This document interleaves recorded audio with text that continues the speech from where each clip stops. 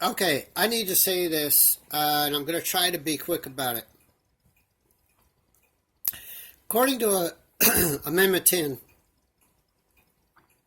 states have the right to suppress insurrections in their state in the event that the federal government does not have does not have the ability or readily available soldiers to suppress that insurrection. When these insurrections take place in these states, then the state governor has precedence over the National Guard units there to activate them. And we have insurrections taking place by at least 3 separate groups.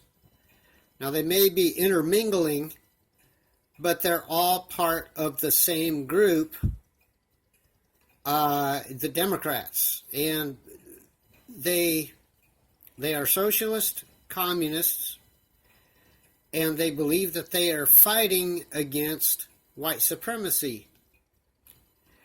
Now, obviously, I'm white, but you know what? I'm not a white supremacist. I'm not KKK. I'm not the Aryan race. I think I might even have some black blood in me. I might have some Indian blood in me. For that fact, I might have some Jewish blood in me. So personally, it doesn't make sense for me to be a white supremacist. Because apparently I'm red, black, white, yellow, tan, so my appearance may be white, but, I'm not really white. So it doesn't make any sense for me to be a white supremacist. And I was born in 1966. My father was born to his mother, or my grandparents, who came over from Poland as a result of the war between Germany and Russia over Poland. And they were immigrants. They were war immigrants. They came over here as an emergency. So my father was born to his mother. She died of childbirth. And then because his father could not take care of more than 2 boys on his salary, he worked on the railroad. He was adopted by my adoptive grandparents, and then he was raised here in the United States.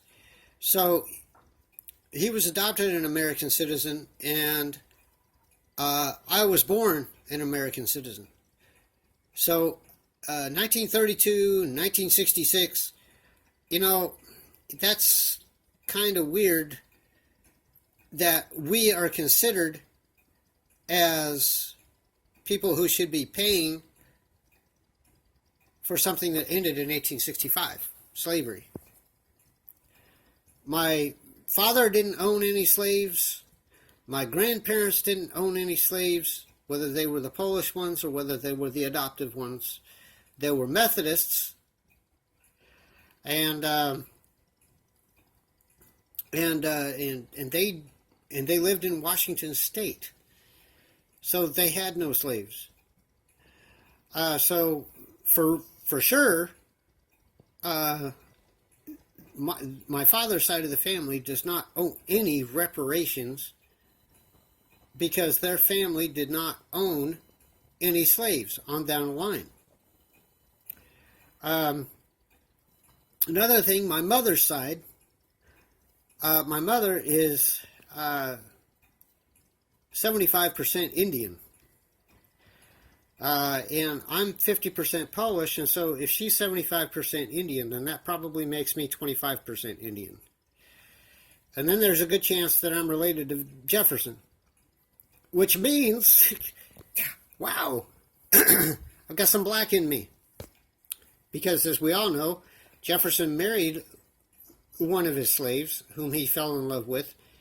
And guess what, people? When you marry a slave, whether that slave be a male or a female, and whether you're a male or a female, that person is no longer a slave. That person is your spouse. That's your wife, or your husband, whoever you may be. Jefferson took on a wife, at which time she was no longer a slave, but his lover and his wife, and she probably bore him some kids. At which point in time, all those who were his slaves, working his farmland at the time, became paid employees. They were no longer slaves, okay? Jefferson did not believe in slavery, at least after some time, because he, as you know, is one of our forefathers, and after giving it some time, particularly after fighting against Islam over in Tripoli, he did not believe that a free country was a place for slaves. So one of the ways of solving that was marrying a black woman who was once a slave but then became his wife. So my appearance is white, and then come to find out, since my dad was Polish, it's a very good possibility that he was Jewish, of Jewish descent. And I found this out because his original name was Lubiski. And Lubiski is tied to the Kohen in Israel. So then, here we go. I'm a Heinz 57. Yeah, do I look white? Okay, sure. I look white. But you know what? I'm white. I have a little bit of tan, Israel. I might be black. I might have some black in me. And so I'm kind of confused at this whole thing. We are not. I do not owe any reparations, neither my father's side of the family or my mother's side of the family. And her grandparents and great-grandparents came from the UK and Norway. So, neither my mother or my father or their families down the line owe anybody anything. And my father was part of the Air Force and fought for the United States in Iceland. He was a missile maintenance guy. I guess you would call him Einstein for his time. And then my mother was worked in civil service for the Air Force Academy. She was very patriotic. And then I was in the military as well. All of the family line, regardless of whether it was my father or my brother's fathers, and my sister's father, because my mother was married 3 times. They all served in the military, all the way back to the Civil War. And of course, Civil War, we fought on the side of the North. And so again, white people in my family on either side, we don't owe anything to any black person because either our family didn't come from here or they fought in the Civil War on the side of the Union. And our forefathers were Republicans to begin with. They established the Constitution. and they began to illegalize slavery in 1795.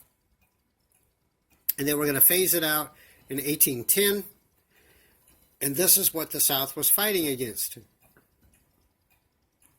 Yes, they were fighting for states' rights too, but they didn't want the federal government making all the decisions for all the states. They wanted to have a say in it, and because they couldn't have a say in it, they used slavery as a method and a means for civil war in order to get states' rights. And they were able to win this through the Civil War, but there had to be an agreement that slavery could be no more. And this was because of Abraham Lincoln, if you remember the Emancipation Proclamation. Okay, so now I've got all that out of the way. Now, Antifa. Antifa is antifascistnetwork.org. Go look it up, and you'll see that it is founded in England. And those people are over here as a result of Antifa's mission, which means that is an invasion in the United States by Great Britain. Okay? That should not be allowed. Period. Those people need to be found out, and they need to be arrested. They need to serve jail time here, and then they need to be deported back to England. They have no place here. And then England can deal with them, because they're more likely people that are involved in insurrection in England, and they're probably a part of the problem. Mixing with Islam over there. Okay, number 2, Black Lives Matter. Now, I used to work for Geo Corporation, and I learned a secret, and this is kept under people's hats. Corporation presidents do not talk about it, employees don't talk about it, and so when somebody is hired from Africa, or somebody is hired from another country here, we don't know their origins, we don't know who they are, we don't know if they were part of a terrorist regime, and we don't know what country they're from. Because that's all kept under the table. Well, Geo hires internationally, which means that there are several international corporations that are set up in foreign nations which can hire, and that makes them, that gives them the ability to put them on a plane and send them anywhere they want, to include the United States, for a function that's needed. So what happens when people from foreign nations come over to the United States? Well, a number of things. See, a corporation is responsible for its employees until they are no longer employed. So when they quit a job after being sent over here, be it H-1B or whatever, if they quit their jobs, then the company is not responsible for those individuals. So if they can't find any other jobs because they're not familiar with the system, and the only reason that they're over here is because of that job that they were hired from in another country, those people could be joining BLM. And if you hear the language, and then you go over and you study Africa, and you can do that on the internet. I didn't personally go over there, but I do know and have been in contact with Africans, people of African descent here, and I listen to their language. And their language is the language that they speak against Great Britain. And they have mistaken us for Great Britain. And so when they speak their lingo, they're referring to white people as people being of Great Britain, and we're not. We are Americans. So Black Lives Matter, and also Black Hebrew Movement, are two groups which are waging war as terrorists on our homeland as a result of being hired by these corporations and shipped here. Again, quitting their jobs, and now these foreign nationals are on United States soil fighting against American citizens, and they have no rights. So after all of this, my question to the states is, why are you not following the Constitution? Why are you not using your Amendment 10 rights? Your Amendment 10 rights states is you can suppress insurrections in the event that the federal government is not available to do so, or the resources aren't available. You have the resources available. You've got National Guard units in every single state. Why aren't you using them? And if you don't have them, why haven't you appealed to the federal government for federal troops? We're not going to have insurrections in all 50 states at once. You're only going to have it in one state at a time.